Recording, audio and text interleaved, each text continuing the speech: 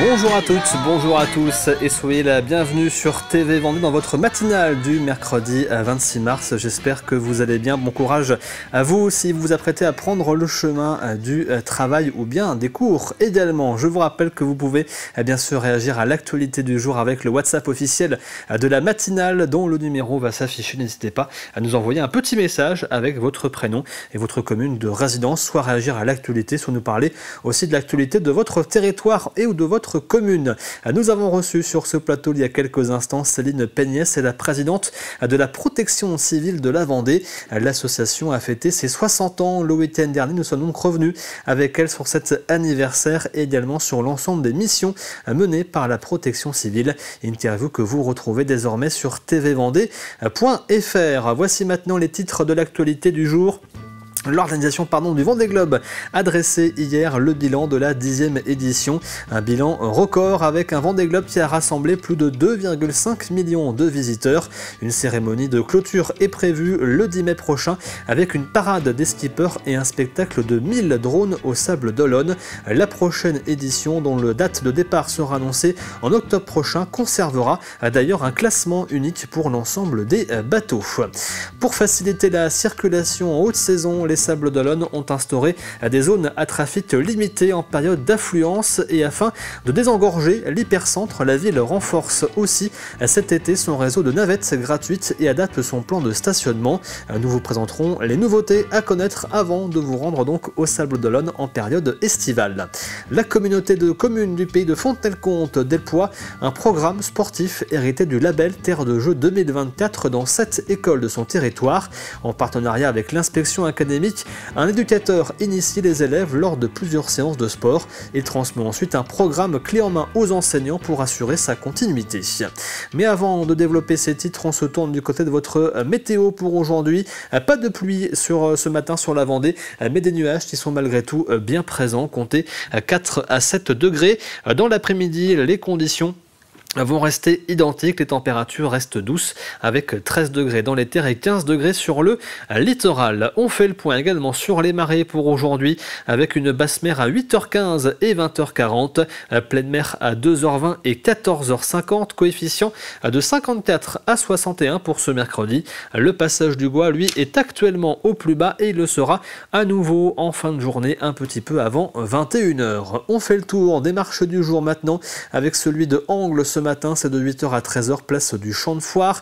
Le marché également de Fontenay-le-Comte de 7h à 13h30 sous les Halles et celui de Bellevigny, c'est en fin de journée de 16h à 19h sous les Halles également de Belleville-sur-Vie pour être précis.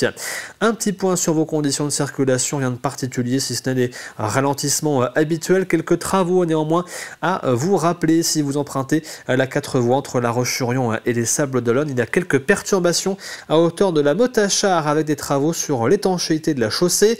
Sur la D763, la 4 voies entre Montée-du-Vendée et Bellevigny, là aussi des travaux sont en cours de réfection de la chaussée, ce qui provoque des ralentissements assez importants, notamment en cours de matinée. Sur la départementale 137 entre Saint-Georges de Montaigu et Saint-Fulgent, vous avez une circulation alternée au niveau du village de la Rangizière avec des travaux sur le réseau électrique. Et je vous rappelle également que si vous prenez la direction de la Charente-Maritime, il y a une circulation alternée au niveau du pont du Brau et le pont est fermé de nuit jusqu'au 4 avril prochain entre 20h et 6h. Et en ce mercredi, nous fêtons les Larissa. Bonne fête à toutes et il est temps de passer à l'actualité. Voici le journal.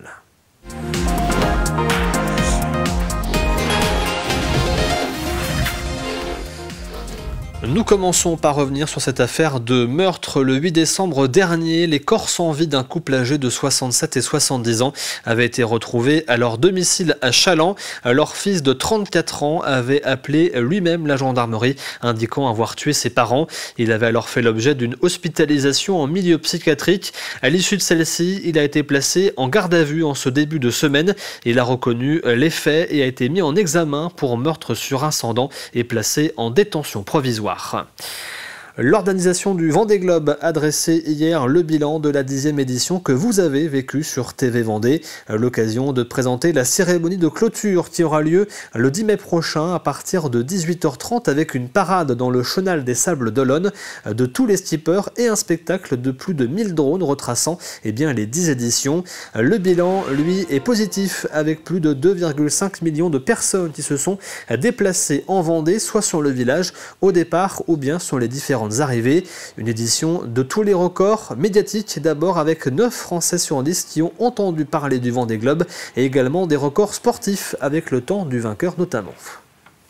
Record sportif, on a vu combien Charlie Dalin a fait exploser bien évidemment ce temps du Tour du Monde. On a des records aussi sur la vitesse avec Sébastien Simon qui nous bat le record sur les 24 heures. On a cette merveilleuse femme qui bat le record des femmes de 11 jours.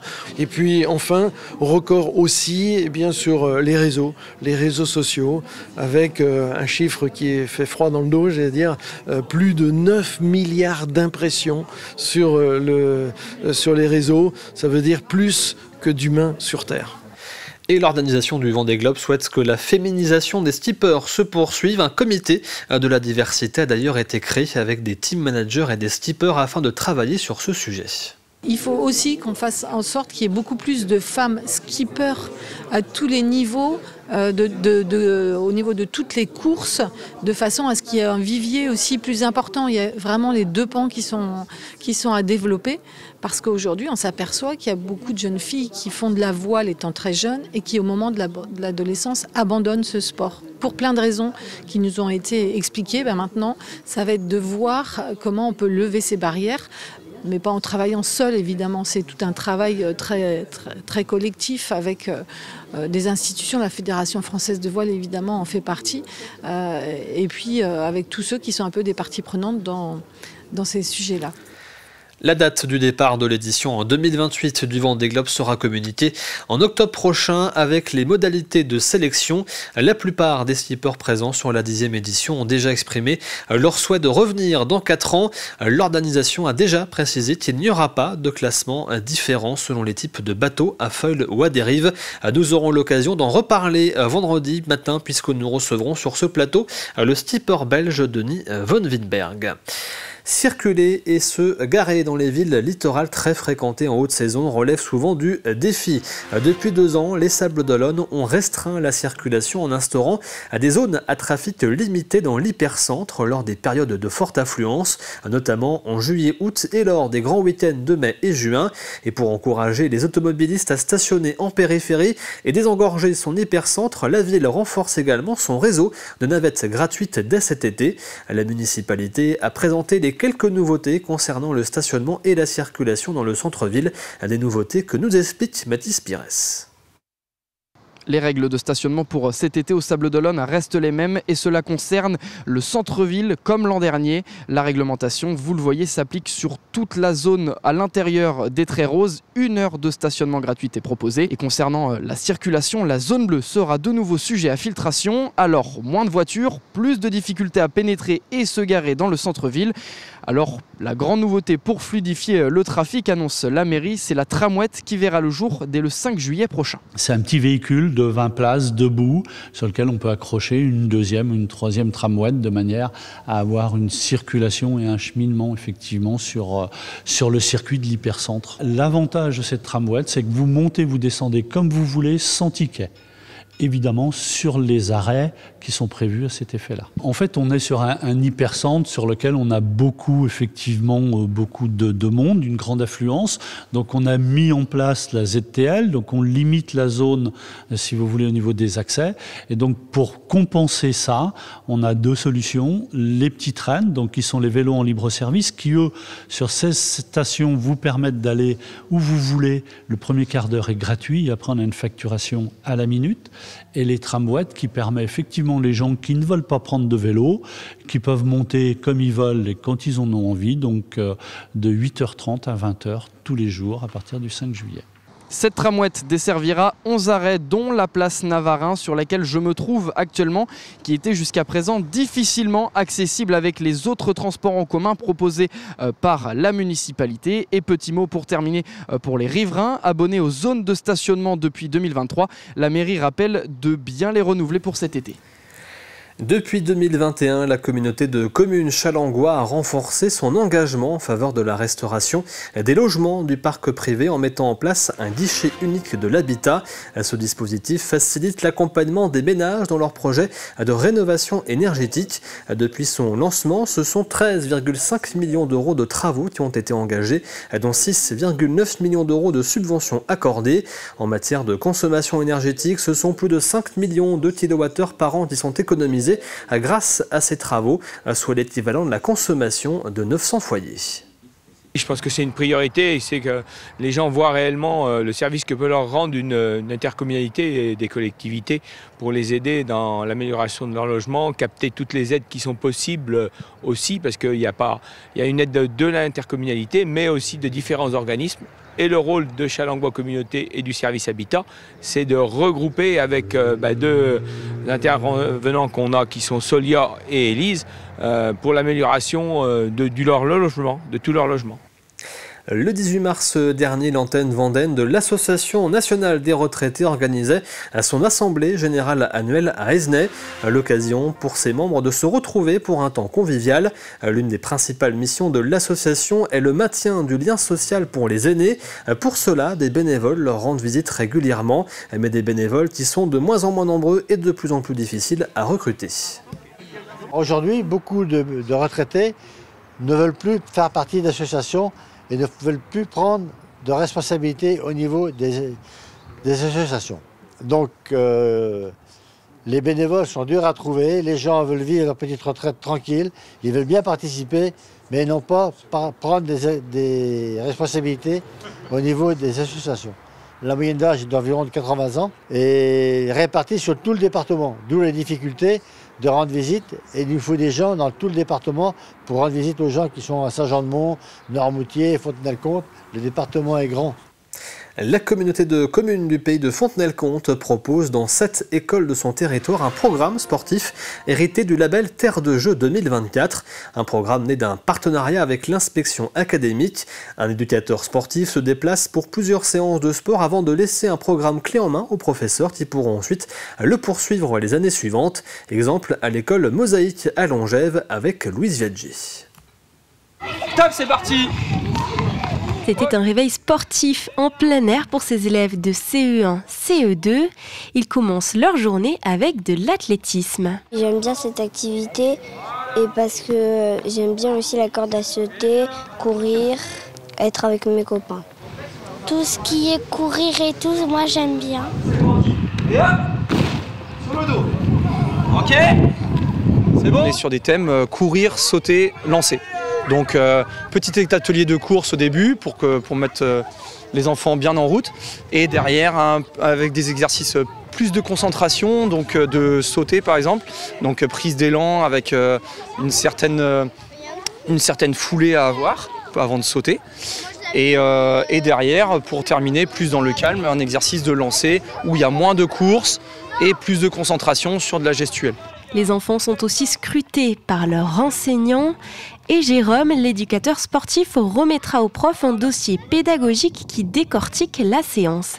Donc ce dossier en main, je l'ai donné à toutes les autres enseignantes de l'école, ce qui permet aussi, elles pourront le faire.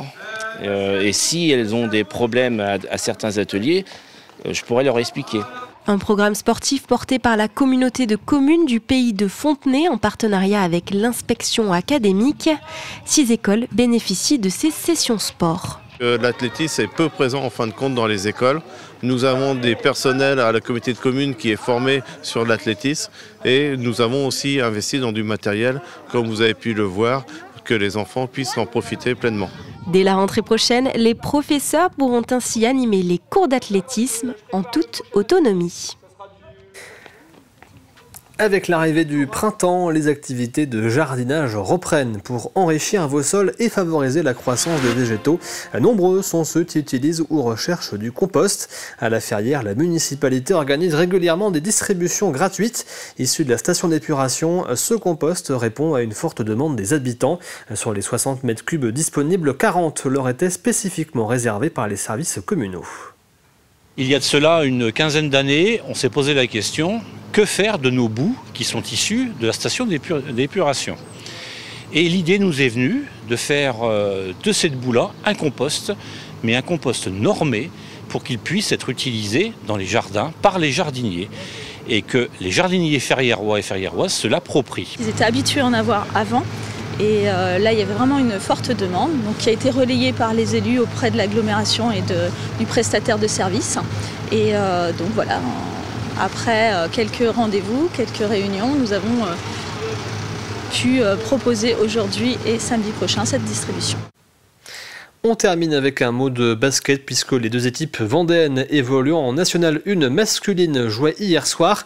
Défaite pour le Vendée Chaland Basket qui s'incline 85-91 face à Orchy. Les Chalandais sont actuellement 3e de la poule A. Les Sables Vendée Basket qui évoluent dans la même poule affrontaient le leader, Le Havre, et là aussi défaite pour les Vendéens 64-52. Ils sont actuellement 6e au classement. Nous passons maintenant à votre météo de la matinée. Pas de pluie aujourd'hui, mais le ciel reste bien chargé en nuages. Le vent reste orienté au nord, soufflant faiblement à 15-20 km/h. Au niveau des températures, comptez 5 degrés à Montée-du-Vendée, la Châtaigneraie, Fontenay-le-Comte et La Roche-sur-Yon, 6 à la Tranche-sur-Mer, 7 degrés à Challans et les Sables-d'Olonne et 10 degrés du côté de l'Île-Dieu. C'est la fin de ce journal, il est temps de passer au plus de l'info du jour.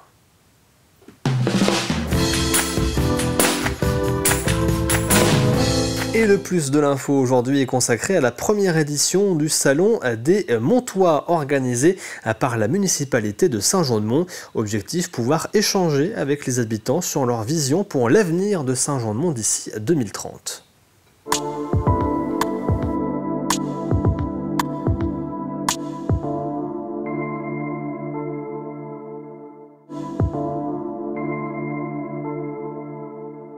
C'est une première édition qui n'existait pas et qu'on a mis en place cette année. Et c'est fait pour recevoir les Montois, pour leur montrer les projets qui sont en cours, les projets à venir et leur demander à eux ce qu'ils pensent de nos projets, ce qu'ils aimeraient pour l'avenir de Saint-Jean-de-Mont. L'idée, c'est également d'apporter de la connaissance, d'apporter de l'expertise, de profiter de toutes les personnes qui existent sur le territoire et qui sont des expertes sur différents sujets, car plus on a de l'expertise, plus on a de la connaissance et plus on est apte à venir apporter sa contribution à la ville de Saint-Jean-de-Mont, au futur de Saint-Jean-de-Mont. C'est une habitude que l'on a prise, une habitude d'aller consulter nos habitants parce que ce sont eux qui vivent sur notre territoire, ce sont eux donc qui peuvent nous apporter les détails que l'on ne voit pas si on reste enfermé dans notre mairie, dans notre collectivité. Il faut vraiment aller vers les habitants pour déterminer avec eux le sens que l'on veut donner à nos projets. Un exemple que je trouve assez intéressant, c'est celui du skatepark. On est parti d'une feuille blanche. On voulait refaire un skatepark. On avait un skatepark qui n'était pas bien situé, avec des problèmes de nuisance sonore pour les résidents. Il faut savoir que ça fait vraiment beaucoup de bruit. Et on a commencé à travailler avec un groupe d'habitants, des jeunes skateurs ou non skateurs, des parents de futurs skateurs ou non, et même des personnes plus seniors qui n'y connaissaient rien au skate, mais qui avaient envie de participer à ce projet. Et petit à petit, on est arrivé à la localisation du lieu, on est arrivé à faire en sorte que ce nouveau skatepark soit fait en complément des autres skateparks qui peuvent exister sur le territoire, et à travailler également les abords avec un point d'eau, avec des toilettes toutes proches, avec une promenade tout autour, avec une plateforme pour que les personnes qui ont envie puissent venir regarder. On sait que les skateurs aiment bien être vus. Et donc voilà, c'est vraiment un projet qui me semble être assez typique de ce qui a pu être fait chez nous. Vous sommes sur le réaménagement du cœur d'Orwat, avec une pacification de la circulation, avec un réaménagement d'école qui est à réhabiliter, que ce soit au niveau énergétique, mais également augmenter l'espace car ils sont un peu à l'étroit. Il y a également le réaménagement de notre pôle enfance-jeunesse avec la construction d'une nouvelle crèche pour accueillir les enfants, puisque voilà, pour pouvoir permettre aux familles de s'installer, il faut du logement, mais il faut également amener la garde d'enfants pour que les personnes qui travaillent puissent aller travailler sereinement. Donc voilà, c'est vraiment les projets emblématiques de cette année et de l'année prochaine.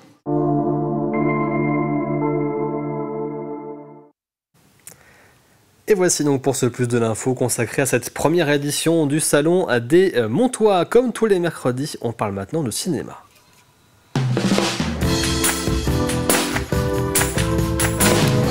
Et cette semaine, nous revenons sur l'édition 2025 du Printemps du cinéma allemand qui a lieu à La Ferrière et qui se déroule actuellement. Cela se termine lundi prochain. Jacques Franchetot, le délégué donc général de ce festival, nous parle rapidement de cette édition 2025, mais surtout du film Berlin été 42, qui est l'un des films à l'affiche de ce Printemps du cinéma allemand.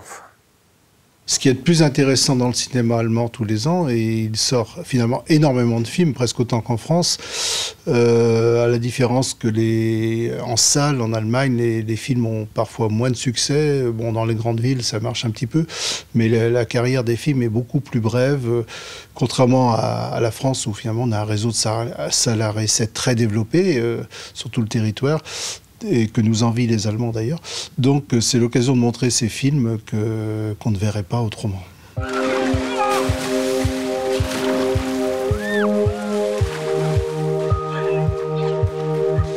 Vielleicht sehen wir eine Sternschnuppe. Was wünschst du dir? Zum Beispiel keine Angst mehr zu haben. Angst wovor? Vor allem. Vor Spinnen, vor Käfern.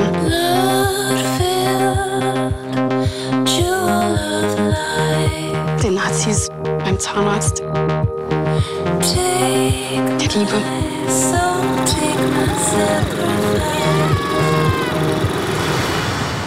Ein Funkgerät. Für Nachrichten. An die Freunde. Danke, Berlin. Es hat funktioniert. Das muss gefeiert werden.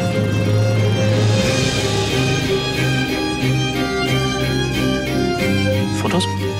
Novemberpogrom. Hat heimlich fotografiert. Einfach zu den anderen Widerstandsgruppen Fühlung aufnehmen und unsere Aktion effizienter aufziehen. Hey, Hitler!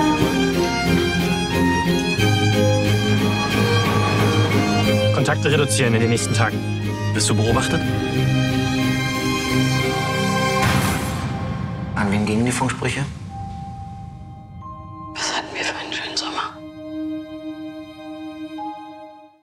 Et l'histoire de Hilde Kopi, qui était qui a été une résistante, jeune résistante allemande, qui a eu le malheur de distribuer des tracts et de communiquer des informations radio avec la Russie, etc. Des choses qui n'ont servi même à rien, mais qui valaient, sous le régime nazi, qui valaient la prison ou la peine de mort. Et il y a eu beaucoup d'Allemands qui ont osé résister au nazisme, et dont on a un peu parfois oublié le nom, et c'est très important de leur rendre hommage avec ce très beau film. Et donc ce film Berlin été 42 est diffusé vendredi soir à 18h et samedi soir également à 18h au cinéma Le Rock de La Ferrière. Il est temps de passer à l'extrait du jour.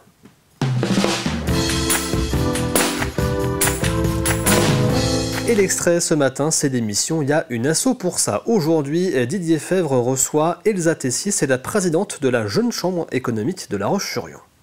Cette prise de responsabilité peut faire peur, non? Ça peut faire peur, en effet, à certaines personnes. Après, moi, c'est ce que je dis toujours, dans l'engagement et dans la vie associative, on donne le temps qu'on souhaite donner. C'est un peu mon credo pour cette année, le plaisir bénévole. Il faut que ça reste du plaisir de s'engager, parce que sinon, on va y aller reculons au bout d'un moment, et c'est pas le but. Ça reste du temps qu'on donne gratuitement dans notre quotidien. La Jeune Chambre économique se définit comme un incubateur de leaders citoyens. Tout à fait. Ça veut dire quoi? C'est une très bonne question. L'objectif de la Jeune Chambre économique, c'est de former les jeunes entre 18 et 40 ans, donc des grands jeunes. Oui. Et de les former et de leur apporter une méthodologie et de les faire monter en compétences. On les fait grandir. Exactement, tout à fait. Et l'objectif, c'est qu'ils grandissent à travers des formations, des actions, une méthodologie, on va dire jeune chambre, et un cadre et toujours une bienveillance aussi autour de ça. Il y a une asso pour ça, donc consacrée à la jeune chambre économique de La Roche-sur-Yon. C'est à retrouver aujourd'hui sur TV Vendée. Il est temps de passer au jeu de la matinale.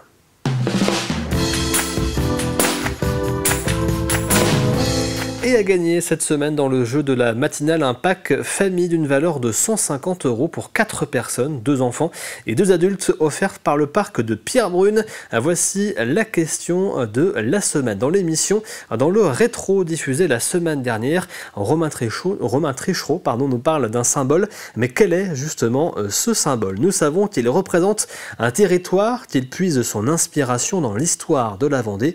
Et j'ajoute aujourd'hui qu'il a été popularisé à la fin du XXe siècle. Je répète, il a été popularisé à la fin du XXe siècle. Vous avez bien sûr l'ensemble des indices et la question sur tvvendée.fr et je vous rappelle que vous avez jusqu'à vendredi midi pour tenter votre chance et repartir peut-être donc avec ce pack famille pour le parc de Pierrebrune. C'est la fin de cette matinale. Merci à vous de l'avoir suivi. L'actualité revient à 12h30 avec le journal présenté par Aurélien Huard. Quant à moi, je vous retrouve demain à partir de 7h. Très bonne journée à toutes et à tous.